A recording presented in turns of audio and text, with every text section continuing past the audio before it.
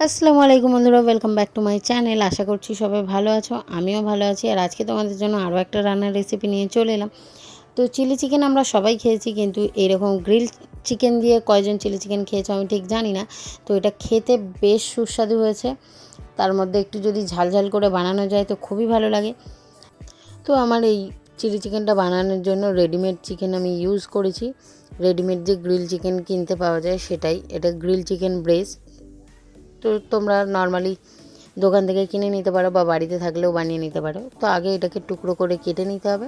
তারপর একটা ডিম, রসুন কুচি, কর্নফ্লাওয়ার, হলুদ গুঁড়ো, লঙ্কা গুঁড়ো, জিরে গুঁড়ো, ধনে গুঁড়ো, নুন, আদা রসুন বাটা আর চিলি ফ্লেক্স দিয়ে ভালো করে একটু ম্যারিনেট করে নিতে হবে।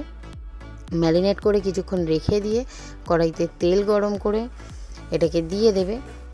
তো পকোড়ার মতো করে একটু লাল লাল করে ভেজে নেবে। আর এটার পকোড়াটাও খুব সুন্দর লাগে, যদি কেউ মনে করো শুধু পকোড়া খাবে সন্ধ্যেবেলা স্ন্যাক্স হিসেবে তো জমে যাবে, কারণ পকোড়াটা খুব ভালো লাগে খেতে।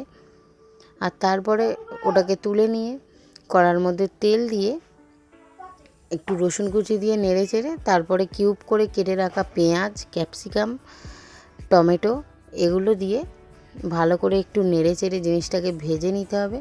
ভেজে নেওয়ার পরে এর মধ্যে কিছু মশলা দিতে হবে, যেটা হচ্ছে আদা রসুন বাটা। আর তারপরে যাবে হচ্ছে সসগুলো। রেড চিলি সস ইউজ করেছি এখানে, আর গ্রিন চিলি সস আর সোয়া সস।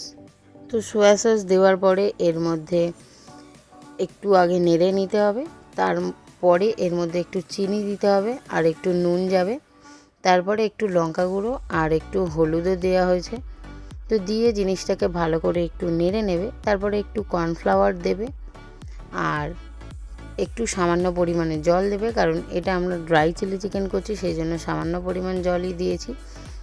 তো জিনিসটাকে একটু ভালো করে নেড়ে নিয়ে একটু ফুটতে থাকলে তার মধ্যে পকোড়া করে রাখা চিকেনগুলো ঢেলে দেবে, দিয়ে একটু নেড়ে চেড়ে একটু ফুটিয়ে নিয়ে তারপরে দেখবে একটু শুকিয়ে শুকিয়ে এসছে, নামিয়ে নেবে। তো এই যে আমাদের চিলি চিকেন রেডি হয়ে গেছে। এটা হচ্ছে গ্রিল চিলি চিকেন, খেতে অসাধারণ হয়েছিল। আর তোমরাও বাড়িতে বানিয়ে ফেলতে পারো। আর ভিডিওটা যদি ভালো লেগে থাকে অবশ্যই একটা like, comment, share and subscribe করে দিও। দেখা হবে অন্য ভিডিওতে। টাটা।